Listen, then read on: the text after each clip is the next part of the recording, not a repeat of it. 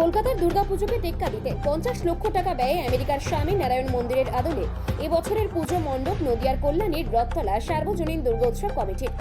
কলকাতার শারদীয়া উৎসবকে এই বছরেও টেক্কা দিচ্ছে জেলার শারদীয়া উৎসব। 50 লক্ষ টাকা ব্যয়ে আমেরিকার স্বামী নারায়ণ মন্দিরের আদলে পুজো মণ্ডপ নদিয়ার কল্যাণীর রথতলা সার্বজনীন দুর্গোৎসব কমিটি। 62 বছরে পদার্পণ তাদের এই পুজো। সনাতনী চিন্তাভাবনা থেকে এই পুজো মণ্ডপের মূল আকর্ষণ। গোটা পুজো মণ্ডপ সোনালী রঙের ছোঁয়ায় সেজে উঠেছে। মণ্ডপের ভেতরে রয়েছে বিভিন্ন কারুকার্য, যা চোখ ধা দিয়ে যাবে দর্শনার্থীদের। শিল্পীদের নিপুণ কাজে সুসজ্জিত করা হয় এই পুজো মণ্ডপ। শুধু তাই নয়, দুর্গা প্রতিমাতেও রয়েছে বিশেষ আকর্ষণ। মুখ্যমন্ত্রী মমতা বন্দ্যোপাধ্যায়ের ভার্চুয়ালি উদ্বোধনের পর ঢল নেমেছে দর্শনার্থীদের।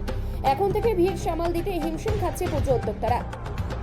যদিও হাজার হাজার দর্শনার্থীদের পুজো মণ্ডপ দর্শন করার জন্য করা হয়েছে একাধিক বিধিনিষেধ।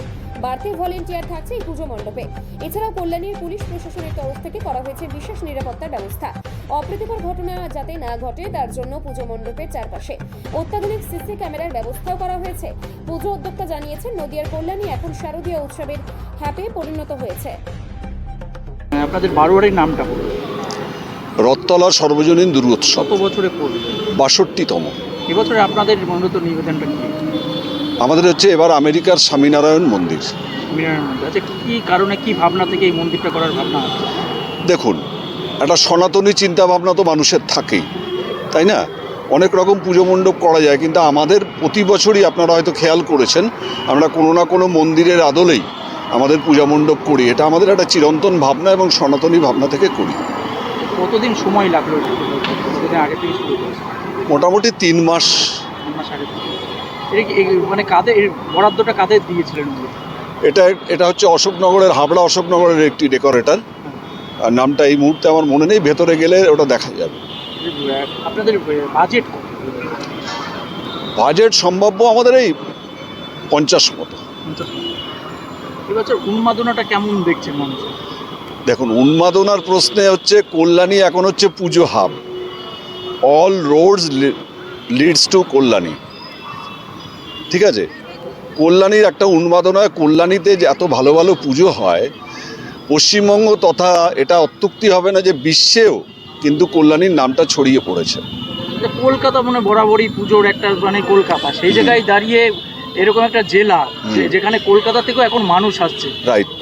কিভাবে দেখছেন মানে এরপরেও কি আরো উন্নত হতে পারে কল্যাণী? হ্যাঁ, প্রত্যেকটা মানুষ, প্রত্যেকটা ক্লাব, পুজো কমিটি তারা চায় তাদের চিন্তাভাবনা উন্নত থেকে উন্নততর হোক। এটা খুব স্বাভাবিক নিয়ম বাস্তব জীবনের ক্ষেত্রেও এবং পুজো কমিটির ক্ষেত্রেও। কল্যাণীতে আপনারা হয়তো খেয়াল করেছেন যে উত্তরপ্রদেশ, রাজস্থান, দার্জিলিং, ইভিন বিদেশ থেকেও লোক এসে হোটেল ভাড়া করে এখানে থাকছেন। তো কল্যাণীর এই মাত্রা, কল্যাণীতে এত ভালো ভালো পুজো, আমরা সত্যি আনন্দ এবং আপ্লুত। এবং আপনারা যারা প্রেস মিডিয়ায় আছেন তাদের একটা বড় ভূমিকা থাকে কল্যাণীর পুজোকে বিশ্বের দরবারে তুলে ধরার জন্য। হাজার হাজার মানুষ তো আসে দেখতে, এই ভিড়টা কিভাবে সামলাচ্ছেন? দেখুন, আপনারা দেখতে পাচ্ছেন আমাদের এখানে যেভাবে ম্যানেজমেন্ট আছে, যেভাবে আমাদের এন্ট্রি আছে, আমাদের জেনারেল এন্ট্রি, বরিষ্ঠ নাগরিকদের জন্য একটা এন্ট্রি, এবং যারা বিশেষভাবে সক্ষম ব্যক্তি তাদের জন্য একটা এন্ট্রি, তাদের জন্য আলাদা হুইল চেয়ারের ব্যবস্থা আছে।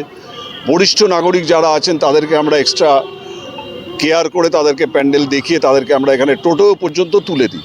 এটা আমরা বছর বছর করে আসি। এবং আমাদের কল্যাণীর পুলিশ প্রশাসন যেভাবে সুন্দর করে ম্যানেজমেন্ট করেন, আমাদের পুজো কমিটির ভলেন্টিয়ার, ইভিন জনসাধারণ, রথতলার বাসিন্দা প্রত্যেকেই একটা ভলেন্টিয়ার হিসাবে কাজ করে যে না, এটা আমাদের সকলের পুজো, আমাদের কল্যাণীর ঐতিহ্য, সেটা যাতে কলুষিত না হয় তার জন্য প্রত্যেকে আমরা কাঁধে কাঁধ মিলিয়ে কাজ করি। আপনার নাম? আমার নাম প্রণয় ঘোষ। আমি রথতলা সর্বজনীন কমিটির পুজো কমিটির একজন সদস্য।